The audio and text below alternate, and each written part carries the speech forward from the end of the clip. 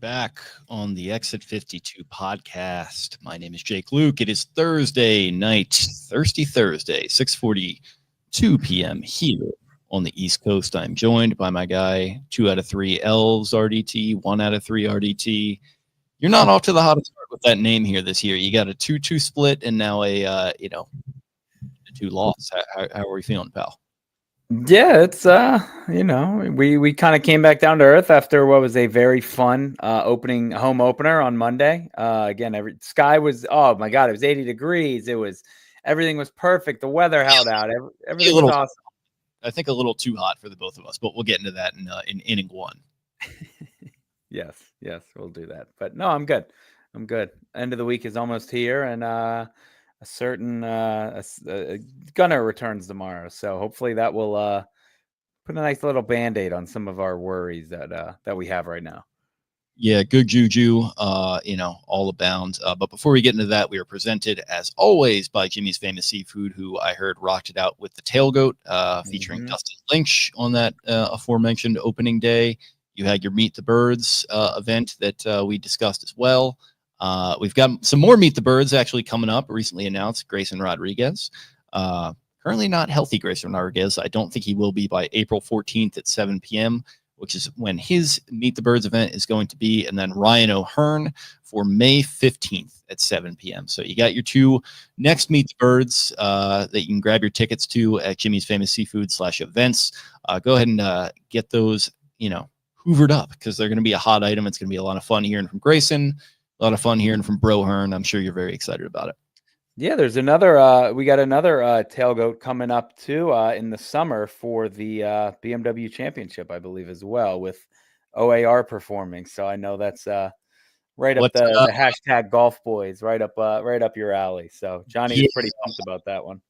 Yeah, I mean, as we discussed, there's a certain member of this podcast who has a destination wedding that weekend. So if I make it to that, is that the same? That's the same weekend.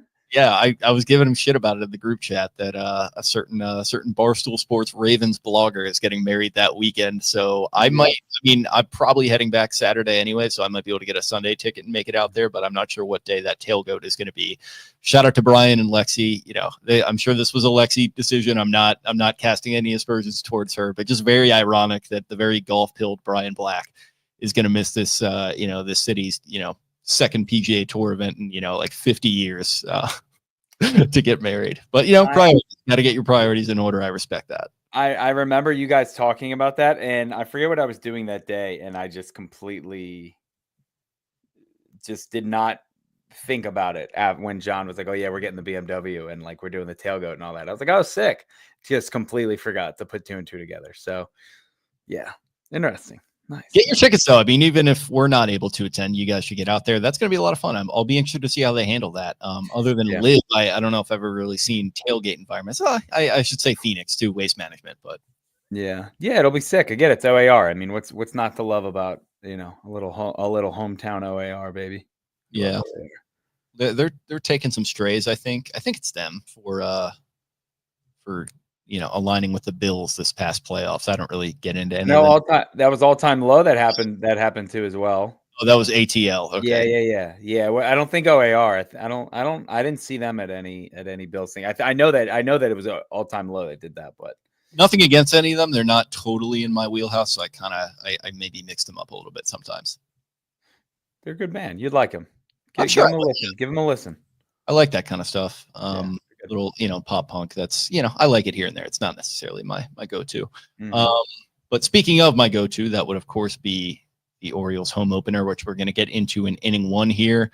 And I kind of just wanted to general thoughts, general vibes out there. I mean, it was a fun day. I wound up actually my mating train ride from up here in Cock Vegas down to Convention Center, met up with you at Pickles, and we just had a good time at Pickles. Like I said, the weather, just a very weird, just on-brand Baltimore area weather day where it's overcast, but it's somehow 80 degrees. It gets hotter and hotter. The sun comes out, and then it kind of just felt like an early summer day. Once the sun came out, I thought it was a lot of fun. I thought it was a good environment. A lot of fans out there, and just a way that you forget when you go to Orioles games a handful of times over the year. You go to 5 to 10 games. You forget the games that when they get packed, that place is just a freaking madhouse, and it absolutely was that, for better and for worse. Lines were long, a lot of sight, for a standing room only boy like myself, and then you eventually joined me. It can be hard to actually watch the game on the field, so you got to default to the TVs in some cases. But overall, I'd say good problem to have, and I thought it was a really fun day. I'm sure you enjoyed yourself as well, but we can get into it. Yeah. I thought, I started out pretty bright and early. I tweeted, I think I got to Pickles at like 9:15, was hanging out with our friend Jeremy Kahn for a little bit. Saw my first violently, I don't know if violently throwing up at 9:28 in the morning. I'm talking throw up coming out of this guy's nose, his mouth, his eyes were as red as I've ever seen, like tearing and cry, like not crying, but water coming out of his eyes. It was a sight. And again, 9:28 in the morning. He was promptly removed from the premises. So if you were that fan in the Black City Connect Jordan Westberg jersey, I hope your Monday got a little bit better. That's a hell of a way to start your week. I mean, that's a tough way. Just to continue just kicking the dick to the City Connect jerseys too. That's some bad juice right there. Yeah, it was not a good sight for him. But yeah, I mean, it was a good time at Pickles. It always is. Again, it started filling up, and before you know it, I mean, you couldn't look anywhere else without, you couldn't turn anywhere without seeing somebody you knew. We saw, the Ryan Ripken boys were there, Zach was there. Again, all Cordell, Glenn. I had a bunch of buddies roll through. It was a good time. It was always funny to see Glenn in those environments. He's just like, that is just so not his speed, but it looked like he was having a good time. Yeah, Glenn makes the most of it. It was good with him and Cordell and all them. But yeah, it was a fun time. Again, when Pickles gets packed, it gets packed. I saw a Yankee fan getting the absolute shit kicked out of him.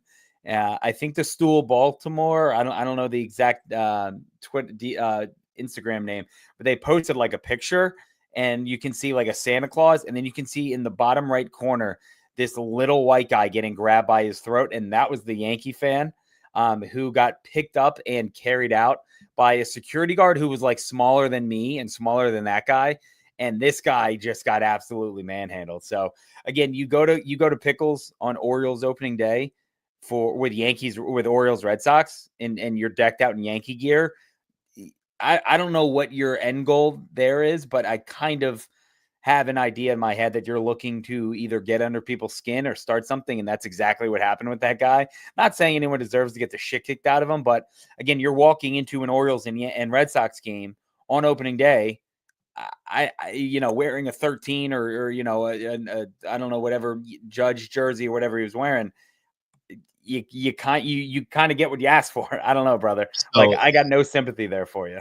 Yeah. Also, shout out to me for, I'm not going to say that I'm a hero, but friend of the program, Kade Povich, almost got absolutely smoked by that guy coming through with the Yankees fan, just, bundled up in his arms. They, just right out of the way, look out. And like, they just came screaming through they just shot the gap like Ray Lewis in his prime. That was something to watch. Yeah, not much awareness from GDP there on at Pickles. We got to have a little more.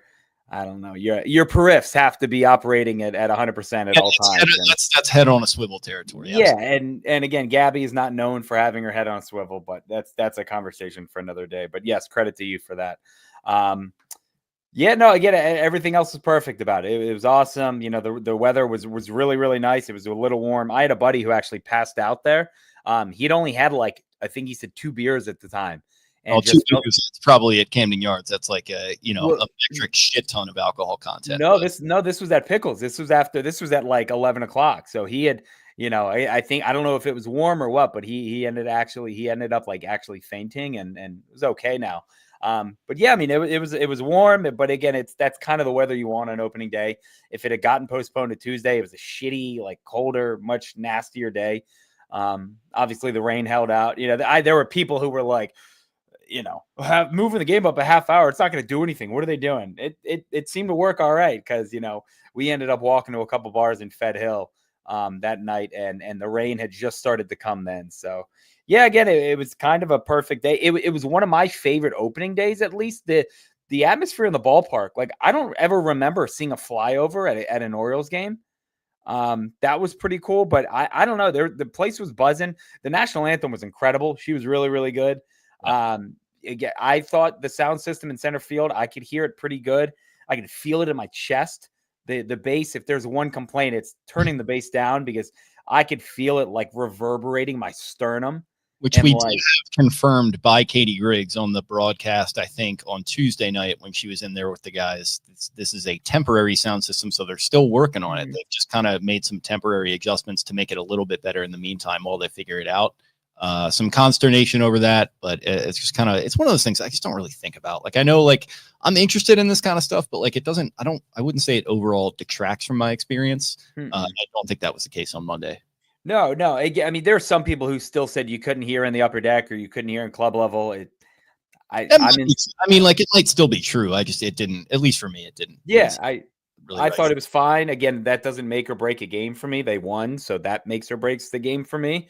You could have a guy with a walkie-talkie next to my ear playing, music through it, and I'd be okay with it. So, yeah. I mean, again, other than that, I don't know. Again, I don't think did I get food? I didn't get food there. So I heard about some of the lines and all that, but that's kind of the territory with opening day. Again, 45,000 people. I think it was 45,002 was the announced attendance. I thought it was great. I had a lot of fun. It's always awesome seeing the people and, talking to the ushers who you haven't seen since, the playoff game last year. And it's just nice to be back. And again, baseball is back, and that orange carpet is special, and it's always fun to be there for it, especially when they win. So kudos to everybody at Camden Yards who, had a day and had a weekend with the events there. It was a good time to be back. Yeah, and getting into game one a little bit proper here in our second inning, it's kind of an interesting thing that it feels like within game one, or I should say on game one of these first two series, it looks like we saw kind of the ideal version of this offense that we're talking about. And I think even more so than in game one of the year, where there were, home runs kind of flying everywhere, and it felt like they were just kind of doing the, rock'em sock'em robot situation that we've seen from this offense in the past. What I loved about this game one in that version of the offense, 15 hits across 8 different players, no home runs in the mix there. So that's kind of the manufactured offense that we've been asking for. 4 of those coming from Tyler O'Neill, which, I mean, in hindsight, after these past 2 games, he's making this free agency class, which all due respect to these guys looking a little bit weak right now, he's looking like a bright spot. So that's good.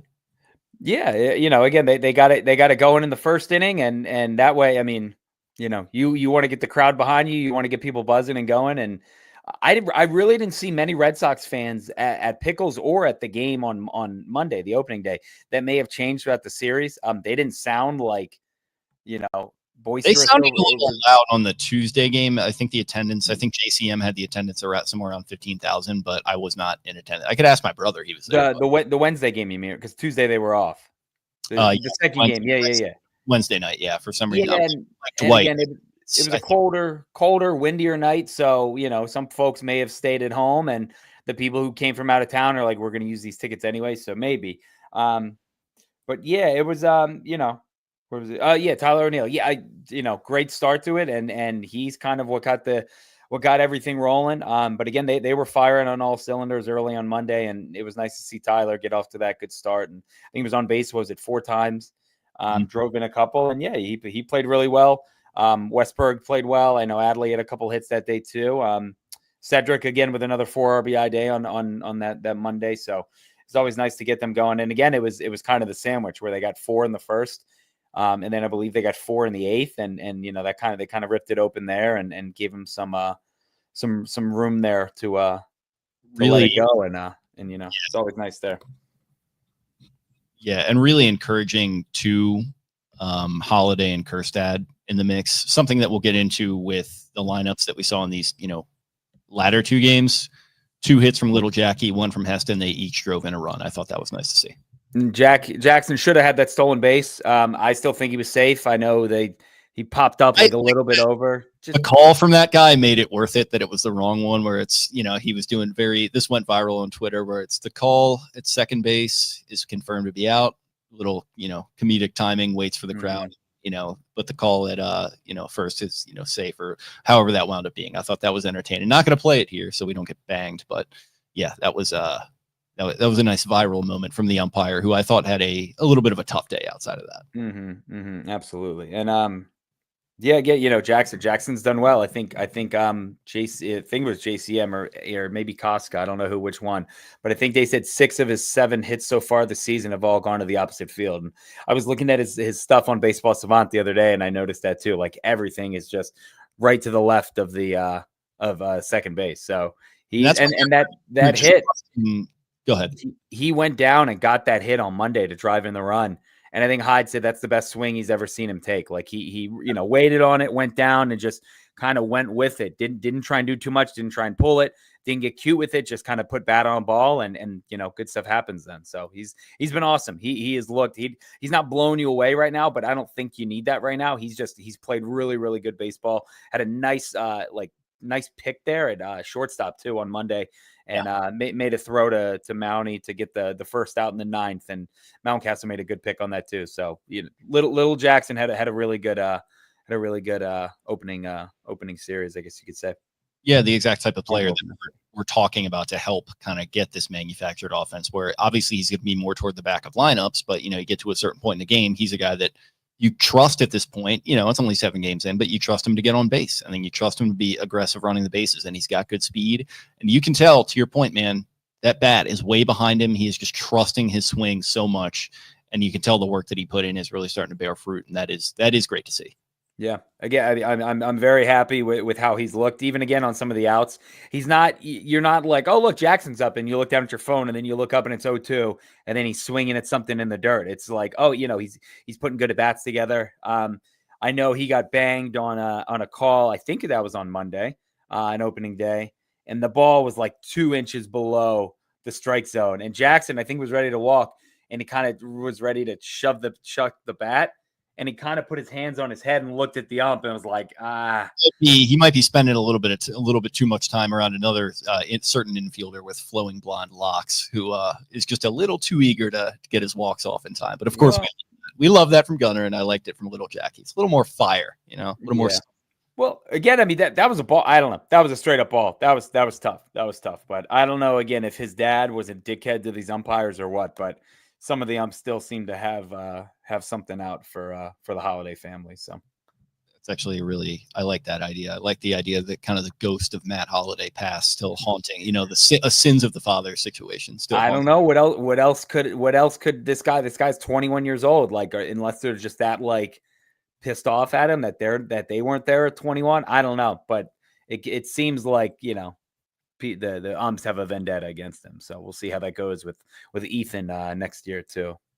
Yeah, he's probably going to be going pretty high. So it'll be interesting to see like how that whole thing happens, because it's like it's just going to happen again, right? It's like Matt Holliday's son. Here we go. Is he ready to come up? Like, obviously that's a couple of years down the line, but funny.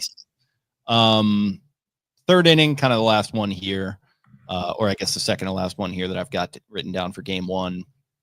Kade Povich getting the ball in the home opener. I thought, looking at the numbers, I thought it felt a lot better than it looked. He went 4.1 innings, allowed 5 hits and 3 earned runs, walked 2 guys, 8 strikeouts. So again, a little bit of a theme with some of these guys. It felt a little greasy, but he kind of, so far he's looked like your second best starter. Small sample size, but like of guys that I'm confident on the mound. I am confident in Zack Efflin. Relatively confident in Kade Povich. I'm confident every other time Dean Kramer gets the ball. That sort of other one in the mix there is tough. And then Sugano is, a question mark still. And then we're certainly going to get into Mr. Charlie later on here. But how'd you feel about little Kade in the home opener? Yeah, I liked everything I saw out of him. He probably could have gone a little longer if it wasn't, his first start of the year. But elevated pitch count because a lot of the strikeouts. I mean, the 8 Ks, Cade's not like I'm gonna sit up there and strike you out kind of guy. I mean, he has nasty stuff, but yeah, I thought he was awesome. Coming out to Slim Shady. It was funny hearing that like over the speakers, being like, "Oh, okay, he is actually gonna do this." But he's a man of the people. He listened to the Twitter poll and he went and did that. But yeah, I was very impressed with him again. This Boston lineup, they can hit. They're raking now, and Bregman didn't get anything off him. But I know Duran had the triple. 2-run triple that ended up, I thought Mullins, it looked like he got wedged underneath the fence. Immediately, me and my buddies were throwing our hands up. That's what you're taught to do. Just throw your hands up, say, I can't get to it. It kind of wedged itself in there, but they scored 2 on that. But other than that, I really liked what I saw out of him, and he battled. And again, it's a tough lineup on a hot day where the ball was kind of flying. And he was able to keep him in for the most part, and was able to do enough to get a win. And I think he had a win. No. Who got the win? Did Kade get the win? I don't think. No, he didn't. He didn't because he didn't go 5.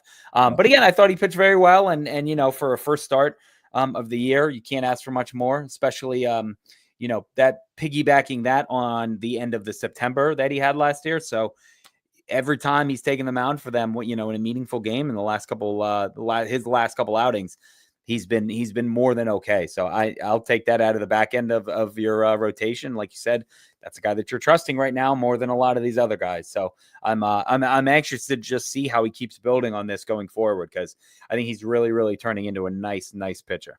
Yeah, absolutely. Like you mentioned, he's not going to blow you away like flamethrower type of guy, but just good ball placement. You definitely want to see the walks continue to go down. That's something that was a concern for him last year, but I mean, only 2 in this one. Say, how many walks? 2? Yeah, only 2. 5 hits, 3 earned runs. So he definitely a couple loud instances there, but outside of that, like I said, it felt a lot better than the numbers look in retrospect, and those 8 strikeouts certainly look good. So again, little greasy, but it's his second year in the bigs. Like, this is it's going to be his first full season, and excited to see him continue to develop, because he's not like super physically imposing. He's not like, when you're talking about a roster that has like a big dude like Zack Efflin there as kind of your horse right now, Grayson, another big guy. You got Felix coming in after him. He's big, strong men with tears in their eyes. To see just a guy, I don't know how tall Kade is, but just kind of that slim reaper going out there and just kind of placing the ball and picking lineups apart. It's certainly fun when he's at the peak of his powers. Yeah, and again, you mentioned it, the walks. If he can keep the walks down, I remember one of them was in the first inning to Devers, and that was like, I remember that pitch being very, very close. If I thought it was a strike from center field, but again, I don't know shit from shit. But yeah, I mean, again, limit the walks and strikeouts. If those are going up, I mean, that's a recipe for. There might need to be an asterisk on this one, though, because Devers, up until I guess he got his hit the other night, he was just a fucking auto out for the last week. Yeah, but he's still a professional. And again, I mean, I know all Orioles fans are thinking it. Like, I just remember being like, oh yeah, he's 0 for 15 with 12 Ks. But like, it's not going to shock anyone if he goes 3 for 4 and hits the warehouse today. Like, that's just. That's just who he is. And he always seems to kill the Orioles. And again, he had a couple hits the other night and had some RBIs, but I mean, Devers still, I mean, he's a great hitter, and it was a close pitch and he ended up taking it. But, I like the way that Kade attacked him and pretty much attacked all the other guys. Cause like you said, he wasn't backing down, and the 2 walks is by far, I like the 2 walks better than the 8 Ks. That just shows again this is a very, very good lineup, and they're dangerous. And now you throw in this guy Campbell, who is just an Orioles killer right off the bat. He's played like 19 hours in the big leagues. He's already making, already got his extension, and he's already hitting into the splash zone. So he kind of has the Orioles number, and they kind of handled him on Monday. So I loved what I saw out of Kade. That's very, very encouraging, and hopefully you would have hoped that some of the other guys could have taken the baton and ran with it, like we've seen in years past, but that did not happen. So love young stars getting contract extensions. Would love to be a part of one day. Yeah, I guess we'll maybe table that for a later date. But yeah, I mean, getting into the 4th inning here. Speaking of kind of greasy, janky, glitchy, Felix Bautista making his 2nd appearance of the season. He gets it done. I mean, listen, he got it done. He allowed 2 hits, 2 walks in his 1 inning, 2 earned runs, but he just found a way to grit that one out. And technically, I don't think it was a save, was it? Yeah, but he gets out there and he just shuts the door on another one. So good to see the Mountain getting back into the mix here in good form, or relative good form. Yeah, and I mean, just him being at home. I know Hyde said that he wanted to get him in the game on Saturday, and then give him Sunday off. And my expectation was they were going to put him in on Monday if it was close or if there was any kind of lead, just to kind of get that out of the way, get the entrance out of the way, get the crowd going. I mean, the video that they showed, somebody tweeted it, but I think they showed it on Masson or they showed it on MLB Network or whatever, like his intro, and they gave him the whole like camera coming up behind him and following him out on the field. I mean, that was Goosebump City. The place was going nuts. It was very, very loud. It was weird in the middle of the day. Like, obviously, you hear the Omar whistle and you think you want to pitch black and the lights off and all that stuff. But yeah, it was awesome to see him in there. And again, I do think that they tried to get him in there to get the emotions out of the way. All right, he's had that first home spot. He's good. He came in, he pitched. Again, he gave up a run. What do I have? 2 hits, 2 earned runs, 2 walks, no strikeouts. But again, that's, he came in, he got his feet wet and was able to lock it down. Never a doubt. Got the pop up to the infield to end it. But it was, he's not going to be this Felix that we saw in 2023. We know that, especially not now. But, him coming in and I like that, again, he's looked human and has also been able to fight back through it and has still finished the game. Both games he's come in, they've won. So again, he's not hurting them. He's still getting used to it. And again, the velo is still finding its way back, the command too. But yeah, I've liked what I saw. People are doing the are you worried?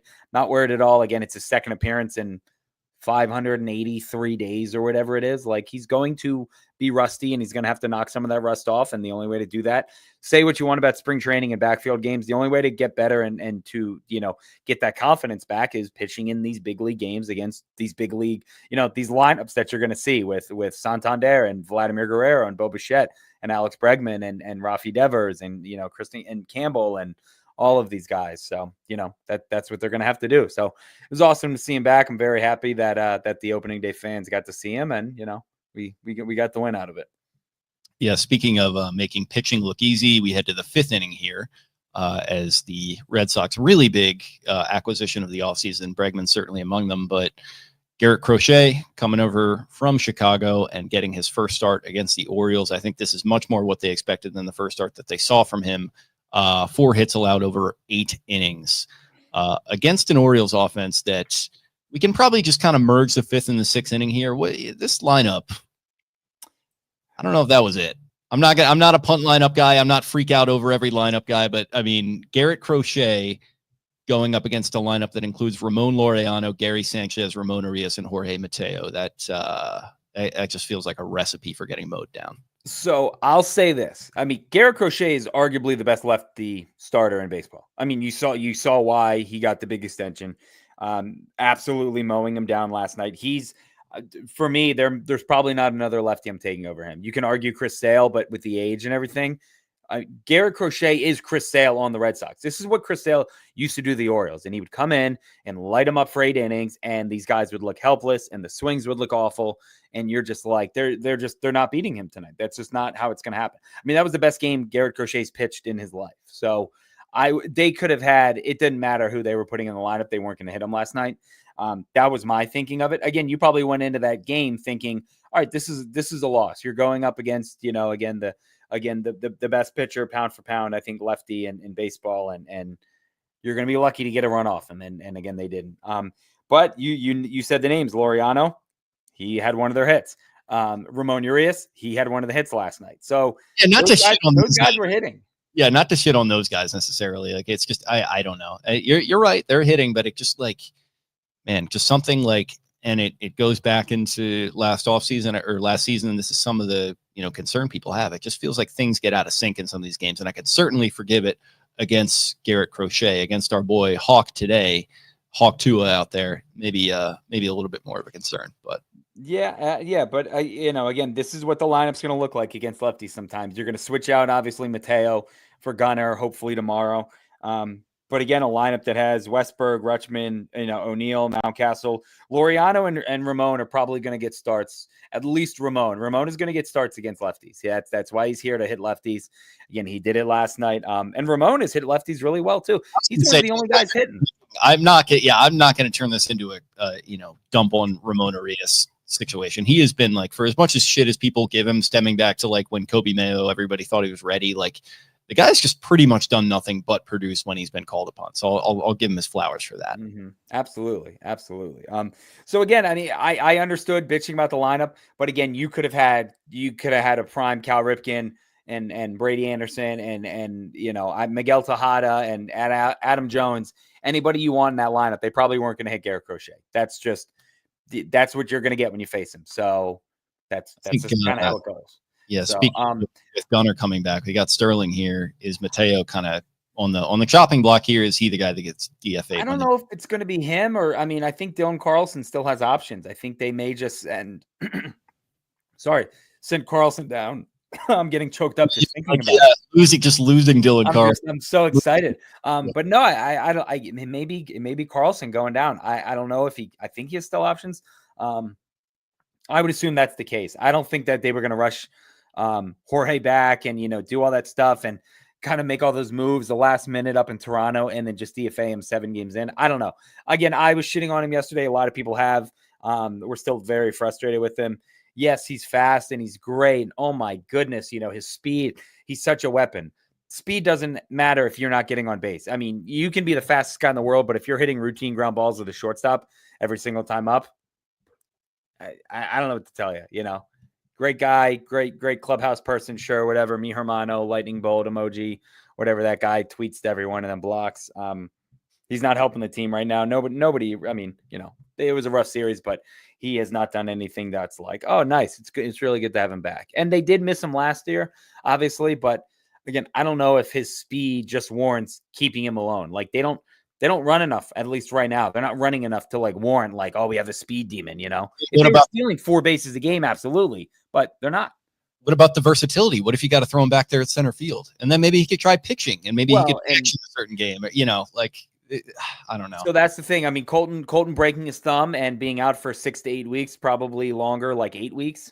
That does kind of open that up because you're going to need some. And Tyler O'Neill, I guess, can play center, but we've seen Jorge play center in the past. And he can do it. He's made some nice catches out there, but he's not a typical center fielder. You got to hope that I was being facetious. I feel like that's maybe how they talk themselves into it. And I think it probably, with Colton's health, it maybe does make a little more sense to hang on to Carlson, Yeah, maybe. Again, I mean, but again, you could throw Mateo into that outfield lineup now if you need to, especially like a late inning thing. So I don't know. Carlson hasn't really shown much of anything either. Obviously, very limited sample size and not many games played. But I don't know. This is where the depth thing kind of comes in. Like you're happy that you ended up getting the Laureano and Carlson just to have bodies there. Like you trust Carlson in left field. You trust Laureano against lefties. And, even though Laureano had a bad day in right on Monday, dropping the ball, that foul ball, and then making a weird throw to third base. But I don't know. Again, I mean, the lineup, it's going to look like that kind of against these lefties. And you're going to hope that the top of the lineup will hit. Westberg is going to rake against lefties. Rutschman, hopefully, O'Neill, Mountcastle, Laureano, Sanchez, those kind of guys. So once Gunnar comes back again, it's going to be a little more continuity with the lineup and help them flow a little nicer and better. So again, last night it's say punt, say whatever you want. I don't think it was a punt lineup. I think it was a shorthanded lineup 6 games into a season, and you're like, shit, we got to throw these guys in there again. Yeah, that's kind of, it's definitely more a reflection of health and just kind of where they are, because it's just, that's not what you had planned 3 weeks ago, right? I mean, when Gunnar gets hurt, obviously that's a concern, but you don't really account for Cowser getting hurt. It's just it's a tough spot to be in. So I don't want to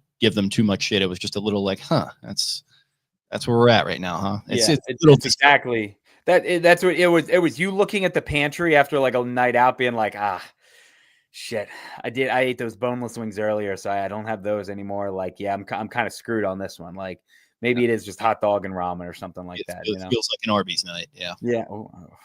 Hey, Arby's night is not a bad thing.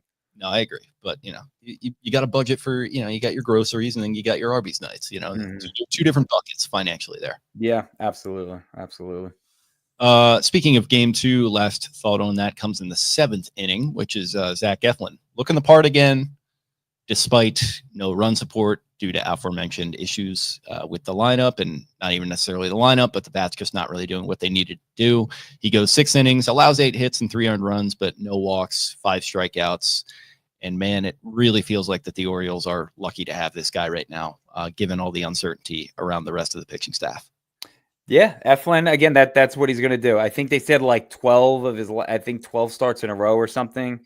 What was it? He's given up. He's gone like, I don't know, 5 and given up 3 or less or something. There was some Orioles tweet about it. But again, he's just as consistent gets. I mean, he shoves every time he's out there. Again, he's not going to strike out 10 or 11 or 12, but he's not going to walk many guys. And for he's going to keep you in the game. I mean, the Orioles were in that game up until the ninth inning when it was over, but they were in it. 3 runs should be nothing to this lineup. They just couldn't get anything going last night. But yeah, thank God for Zack Efflin. I wake up every morning and pray to whatever God I do that he's on this team, because say what you want about some of the other trades that were made last year, but this is one that we talked about it. I want him in orange and white and black for a long time. I think that's a guy that you would love to get an extension with, and he seems comfortable here, and the guys rally around him, and he's kind of a leader. I think he's a leader for this ball club, even though he just got here and it was kind of shoved into that role. So yeah, again, he pitched a good game last night. He gave up, the home run and had a sack. I think it was a sack fly, or it may have been a bloop or something like that. But other than that, he was good. I thought he was really good. So that's just what you're going to get out of him pretty much every fifth night. Yeah. I mean, I've been saying this since, probably a couple starts into last season after they traded for him.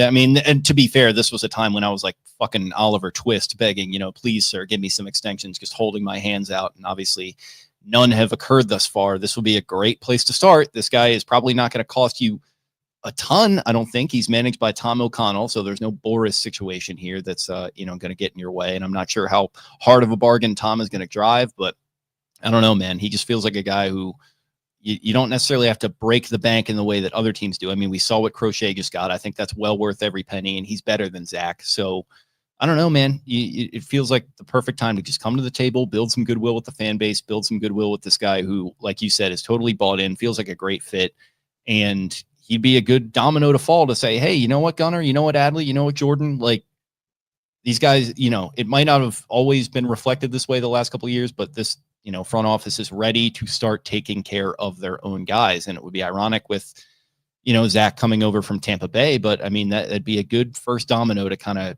start hopefully a cascade of extensions to come down the line. Yeah. I mean, I had a blog come out on it today. I wrote it last night, and it's just like, that's a podcast for a whole nother time, I think. But yeah, I mean, it's getting frustrating. I said, like, I'm probably the front office's biggest supporter, and I'm usually on the opposite end of whatever spectrum Orioles Twitter is, and I'm supporting them.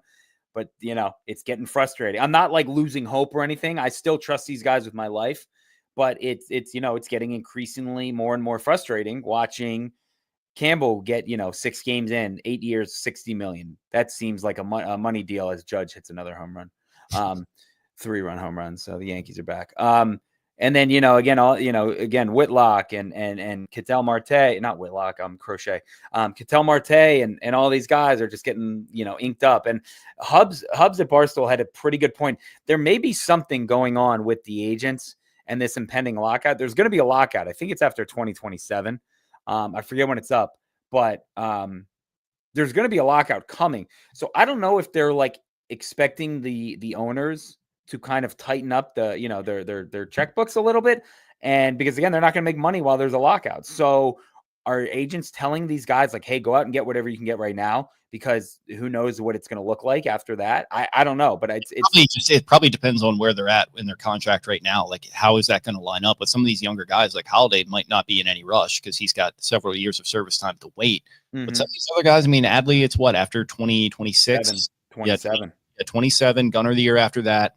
Westberg, I think the year after that. Like, those guys are kind of maybe in that sweet spot. And I mean, shit is just not sustainable in the sport right now. The way that the television deals work, the way that the Dodgers are just, hoovering up all these free agents for all of the money in the world. Like, it's just something is going to have to give. And I don't know. I'm not expecting a salary cap. I'm not expecting anything like that. But like, something is going to have to change here. And it depends on where you fall in line as far as when your contract is going to be up. But some guys probably stand to make a lot of money off of that fact. And you're right. Some guys probably want to get on that last Huey leaving Saigon and get what they can right now. Yeah. So again, I mean, we'll talk about it for months and months, I'm sure. But again, I think an extension to anybody would give the guys a little boost. I think, you're pumped for your boys. Like, oh, good for you. You got what you deserve. Look, they are willing to give it. Let's go out there. And again, I trust ownership. I trust the front office probably more than most folks. But I don't know. I think they got to start figuring something out, or, if you got to overpay, you got to overpay. It's getting increasingly more and more frustrating to watch some of these guys. And, again, I said we've watched a lot of bad baseball, and those guys that we got from those bad years, like, if you don't lock them up, then what the fuck was it worth? Like, what was the point of it? That is what you've been hanging your hat on if you're Mike Elias, is that you came in here and you tore down a lot of the bad stuff, and you got rid of some good things too, and you tore it down to the studs. And you know what? The guy is a great talent scout. He has drafted a lot of really good players here, but what else do you got in the pipeline right now? You got a Kobe Mayo, who did not have a promising debut last year. You've got Samuel Basayo. You've got Enrique Bradfield, but you're not picking at the top of the draft anymore. And it's just like, I'm not saying that there's a dearth of talent in the minors right now. I'm sure they still have guys. They still have, like Honeycutt and some of these younger guys in the mix that are exciting for several years down the line. But why did you go out and draft all these guys if you're not going to get serious about getting them to the table and getting them locked up? And you're right, with the lockout looming for 2027, you got to be proactive, and you got to go get this shit done, especially if you're not going to get this stuff done in free agency. If you're going to take a big swing at Corbin Burns and miss, I'll give you all the credit in the world, but you missed. And you got to start to, like, if you're going to hang your hat on this young core and all this stuff, and we won 100 games with them, and we won 93 games with them, or whatever it was last year, like, okay, but guess what? You're off to a 3-4 start right now.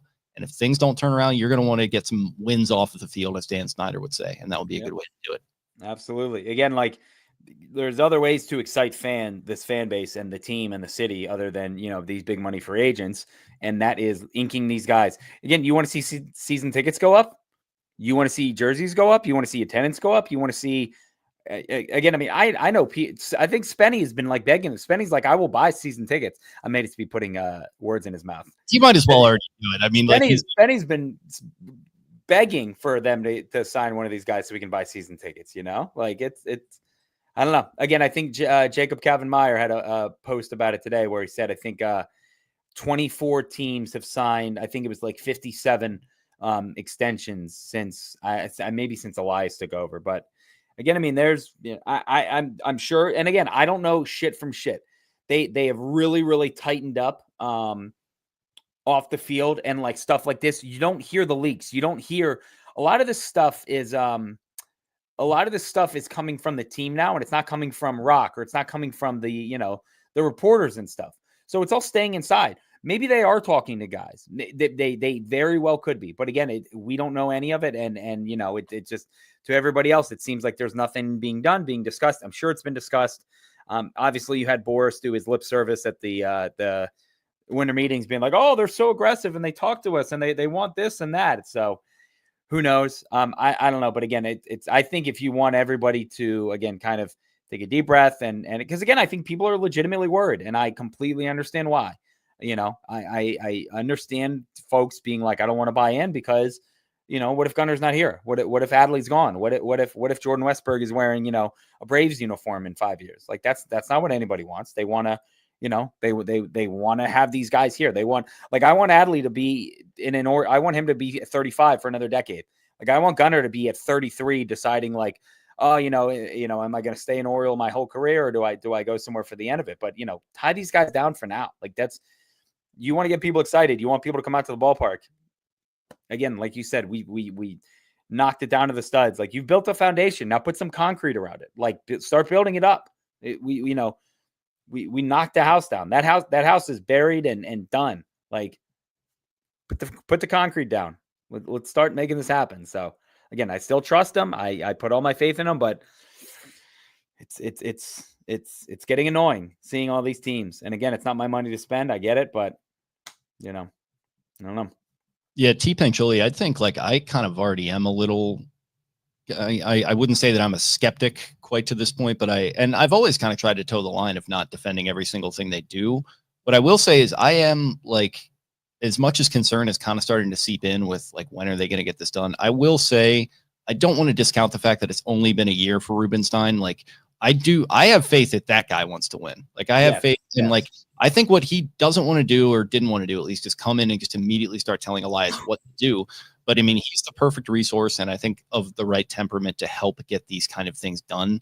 I'd like to see it happen a little bit faster, but it's funny. Like I forgot who put this out there. It was, it might have been Baltimore Magazine or somebody had a story about the transfer of ownership and how the sale went down. Like just like a funny story about like how when they were kind of, he and Angelos and all their teams involved were kind of discussing like getting the sale sort of locked up. He mentioned, or somebody mentioned an anecdote about like when they were getting close to that, they had a Zoom call with like a bunch of different people and like, you know, Angelos was, you know, relatively keen on getting the sale done and Rubenstein was ready. And then like some people in Angelos's team all of a sudden kind of switched terms up or something. And it pissed Rubenstein off to the point that he's like, I'm not dealing with this. I'm a straight shooter in business. Like I don't do this kind of shit. And he walked off the Zoom call and he assumed at that point that the deal was, you know, plundered. But I guess Angelos, to his credit, was the one who came back to the table and said, no, we're getting this done. Like we're going to figure this out. So I don't know, man. I think, you know, people are starting to make fun of throwing the hats and stuff and like the walking around the ballpark. But I don't know, man. I trust Rubenstein at the very least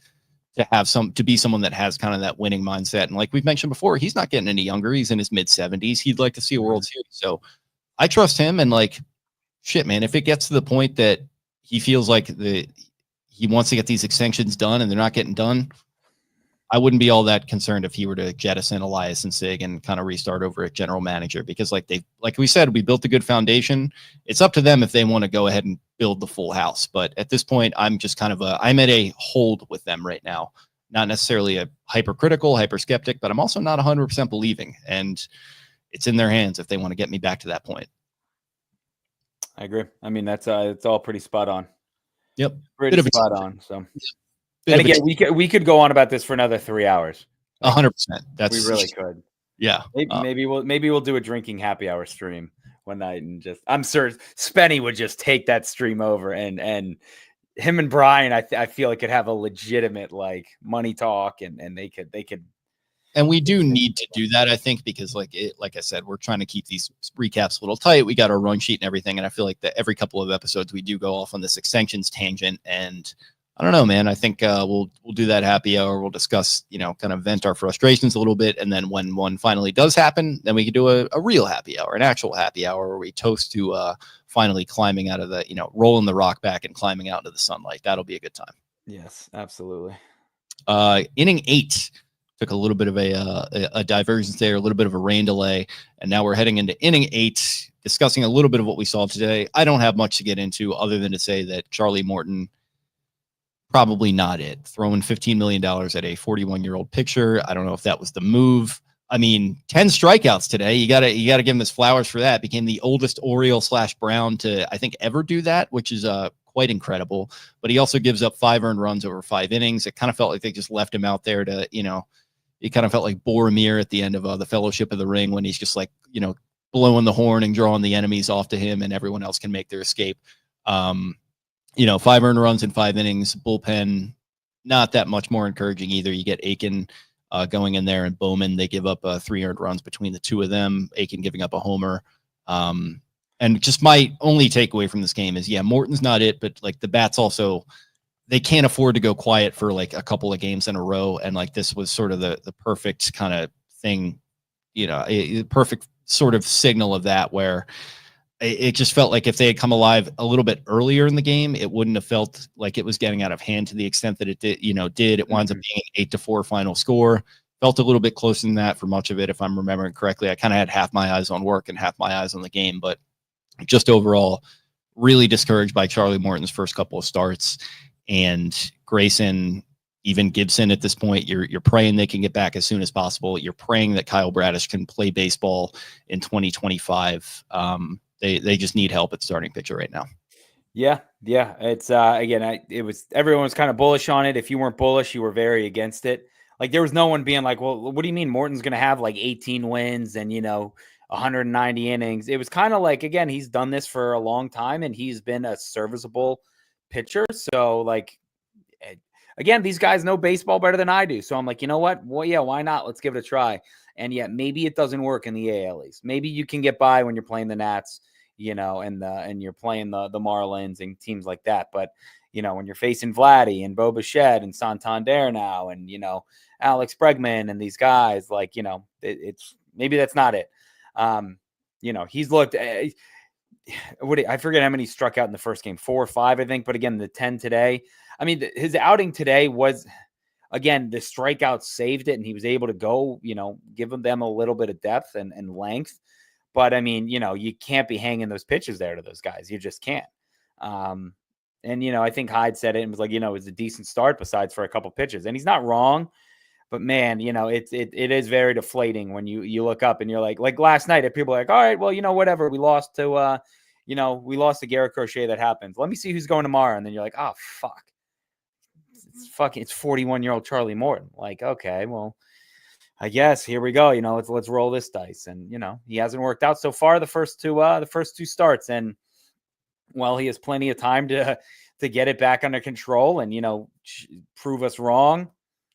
Will he do that? I don't know. Again, a guy 41 doesn't really, you don't feel too confident any time a 41-year-old is taking the mound, again, especially after his ERA is, what is it now? Is it below 9? I don't know. I'm looking. We do have from Mark here that the starting rotation, actually, the, collective ERA is still in the single digits, incredibly. Charlie Morton 0-2 with a 9.72 ERA. So, again, he's striking people out, but he's also giving up the long ball. And, there was a lot of loud contact off him. Yeah, 100 mile per hour. Every ball looks like it's hit 100 miles per hour off from Trev the Beast here. That's very accurate. And, yeah, it's not an aesthetically pleasing watch. Very, very greasy, as it's been the word this year. It's exactly how I felt watching him pitch. It's how I felt watching Vince Young play quarterback. Every time Vince Young threw, I thought he was going to throw an interception. And I was kind of like watching, like, in between my fingers every time he threw it, just being like, please don't. Like, just come on, man. That's kind of where I'm at right now with Charlie Morton. So kind of thinking maybe a little Matt Shaw late era, just like he could move the ball, throw for 4,000 yards, but you're also getting like 18 interceptions. You're getting 8 pick sixes, like at least in a row.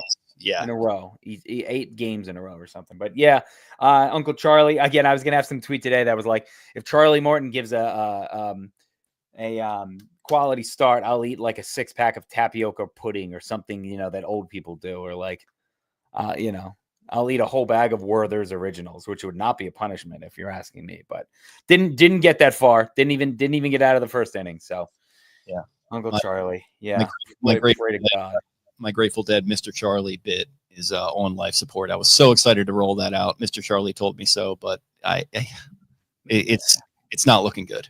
You're going to see a bunch of tweets with Grateful Dead, the words Grateful Dead and Charlie in it pretty soon, I'm sure. Yeah, exactly. And not necessarily in that exact order. People are going to have no idea that it's even a band. Yeah, right. It's just, yep, I am grateful. Mark also says, confidence level starting a healthy Suarez. I just don't really know what the health picture is, but like that's part of the reason I was relatively confident that Charlie Morton could at least be an innings eater for you, because they find these guys off the scrap heap like a Suarez. Like nobody would have thought Suarez would have done what he did last year, and it's not like he was lighting the world on fire, but he was a quality kind of back end of the rotation kind of guy for you at times, and it just hasn't looked like that with Charlie, and it really sucks that Bert is not healthy right now, because I have a little bit more confidence if they had him as an option to throw in there on a day where maybe you feel like you need him. So that sucks. Yeah, absolutely. Again, he was almost like a guy who would just tag team and piggyback on Morton. Here, where again, if Morton, say Morton, looks shaky in the second inning, you can kind of pull him at 40 pitches, 50 pitches or whatever, and throw Suarez in there, and he can get you another 4 or 5 maybe, and kind of stop the bleeding. And him not being there is he was either going to be a long man or a starter. So him not being there kind of, really, really takes that kind of weapon away from you. And I'm with you too. I mean, they found the last couple of years, whether it be Suarez, whether it be Felix Bautista, who again could not throw a strike before he came, when he came to the Orioles, Yennier Cano, Austin Voth for an extended period of time. Like they've turned nobodies into guys. Like they've done that. So, I don't know. I mean, they obviously saw something in Suarez last year and it clicked, but I think the disconnect is like they didn't expect anything out of Suarez. I don't think it was just like, it was all found money. It was all found money with him. Started as a reliever, total found money, just comes in and winds up being the guy that he is. And I think T. Pangioli makes a good point. Like, I think it kind of drives that home where it's like, when you least expect it, you can get it. But then it's like, hey, we'll throw 15 million at Uncle Charlie here to come out and try to do the relatively same thing. But he's older than Suarez, got a lot more wear and tear. So, making lemonades out of lemons with so many pictures, I respect that. But that doesn't mean you keep buying lemons. I think that's a good way of putting it. You can buy other fruit. There's plenty of other fruit to go around. You can buy cantaloupe. I love cantaloupe. I mean, it's one lemon, Eric. What could it cost? $10? Or it's what's the one from the breakup? When she talks about how she needed the money, she needed lemons, and he got 12 or whatever. Like she only needed 3 or something. So groceries, just a beautiful old-fashioned term. I say buy groceries. It means getting food in a bag. You know what they are. Yeah, that's enough of that. 9th inning, just kind of a quick closer outer here. The rematch with the Kansas City Royals, who have tormented this franchise for the past decade in the playoffs. Maybe the nadir of which coming last week. The city's tormented this city. Yeah, I mean, that's true. I don't even think about the Chiefs because I don't even consider the Ravens like on their level at this point. But yeah, that too. Kansas City, just everything coming up roses for those guys as the Orioles head out there to hopefully try some barbecue, get the vibes back going. Gunnar Henderson will join the team as they play 3-game set at Kauffman Stadium versus the Royals. How are we feeling in this playoff rematch coming up? I mean, this is kind of, it all depends on the pitching and what they can do. And I mean, again, it obviously comes down to the hitting too. If they're not facing a Garrett Crochet, who is it? I think it's Reagan's pitched yesterday. I don't know if they're getting Seth Lugo. I think they are. I'm trying to find the matchup right now. Yes. I got Kramer versus Lugo tomorrow. Okay. Yeah. Kramer an 8.84 ERA, 1-0 with an 8.4 ERA. Lugo 0-0 with a 5.4. Sagano and his hand cramps versus Michael Wacha on Saturday, and then Kade Povich versus was it Chris Bubik? Yeah, I believe, yes, on Sunday. So again, I mean, the Orioles, it wouldn't shock me if they came out and hit well and played well. They did it last year in Kauffman. They've won there before, and this Royals team is good. I think they kind of got off to a slower start. Bobby Witt hasn't really caught fire like we thought he had. Yeah, they're 2-4. So again, this is kind of 2 underperforming teams a week into the season. So I do like that they're getting the Royals early again. There's not a team. I said it last year. I think they finished the season series with them last year in like April, like before April was done.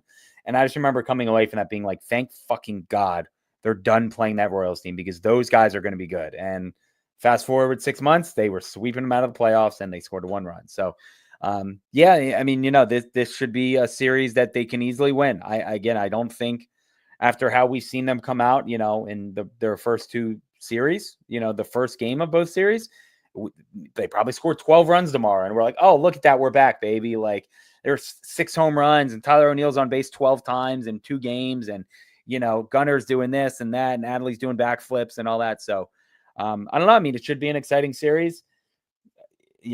I think the pitching is you got to hold these guys down and you just got to pray that the offense can come alive. I don't know what the forecast is there.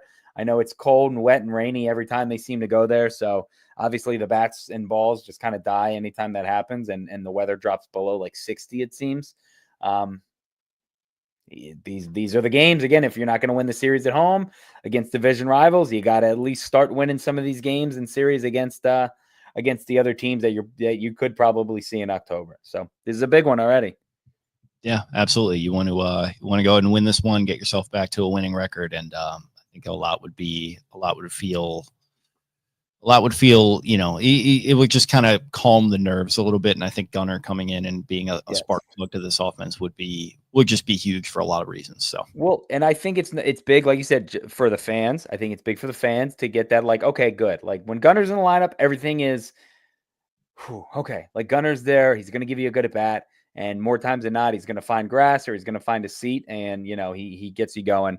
But again, also, I mean, the lineup, it makes the lineup go so much smoother. I think the team is just going to run so much better with him. And it's more protection for Adley and Jackson. And, Cedric's been hitting the ball well and Westberg. And it shifts everyone down a spot in the lineup. And hopefully it helps them that much more and creates that kind of calming sense that they need. And I mean, how awesome would it be for him to go 450 into the fountain tomorrow, first pitch or something like that. And we're like, all right, now we can go. And, he kind of just provides that calming sense. And it definitely helps to get a top 5 player in baseball back on your team. I am very excited about that.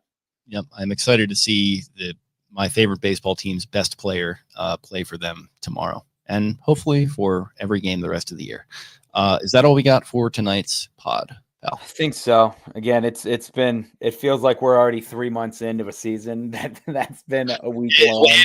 At the end of, following a season, which the second half of which felt like 10 years, it felt like just absolute life during wartime. But oh man, I'm already tired. I'm already exhausted. Like we're just, that's how we know baseball's back. People bitching about the fact that Gunnar wasn't flown from Charlotte to Baltimore to play in a 1:00 game, then to fly straight out to Kansas City again, and lineup bickering and yada, yada, yada. But it's good to have baseball back. They'll play better. They will, they'll pick it up. It just seems, I thought your tweet was perfect today. The kind of like just a blah, like, it's just a nasty week of baseball, even though, we had the great opening day and that was so much fun in the home opener, and it's just nothing was good ever since. But I think, like we said in the preview, like it felt like last season. It didn't feel like it. I think last season, the second half they played 500 baseball. It was very tough to watch. I think we said on the preview that it could maybe be the inverse this year, where they're not going to be healthy to start things out. It could be a struggle. I don't know if I'd say I expected a 3-4 start, but it's only the first 2 series, and obviously a very small sample size as far as baseball and 162 games are concerned. So yeah, hopefully they can go back up there and kind of repay that faith against the Royals. And again, a 3-4 start against 2 division teams who both spent a lot in the offseason. Again, we talked about wanting the Orioles to spend and go out and get these guys. Both those teams did it, and again, they haven't won a series against them yet. So yeah, that's Uncle Mike, I hope you were watching that intently. Uncle Dave, throwing the hats around. I hope you were watching that intently. Teams that invested heavily in talent on the free agent market, a team that just extended a young star to a long-term deal. Two young stars. 2 young stars to long-term deals. You're right. Excuse me. I'm not expecting the Blue Jays to go and win the World Series. Red Sox, we'll see what happens. I don't know if I'd expect them to do it either, but man, it's dividends are already being paid. So, it's take that lesson. Yep. Look what happens. Again, you go out and spend more times than not, that translates to winning. And again, I blogged it last night, but more times than not, spending on your own guys is a great precursor to winning and, keeping those guys here. So I don't know. Again, we could talk until we're blue in the face about extensions and keeping these guys home and yada, yada, yada. But I've got Chipotle to eat. Love that. Well, you enjoy those leftovers. That's going to be very nice for you when you eat the first half of that. And then 3 hours later, you're still hungry. You go back and finish it. Yeah, enjoy it. Thank you guys for tuning in with us here on this series recap. We'll be back on Sunday night to break down the series against the Royals. So stay tuned to that. In the meantime, if you haven't already, please subscribe to us here on YouTube. Leave a comment and a like on all the video. Spread us by word of mouth around to all your friends. Follow us on social media at X52 Podcast on X and Instagram. I am at Jake Louque. That's LOUQUE. Eric is at EDITTI22. Spenny at Ravens 4 Dummies. Brian at Barstool Banks. Taylor at Taylor Smythe 10. Shout out to Jimmy's Famous Seafood. Shout out to all our great sponsors. And we'll talk to you guys again very, very soon. Goodbye. Arrivederci.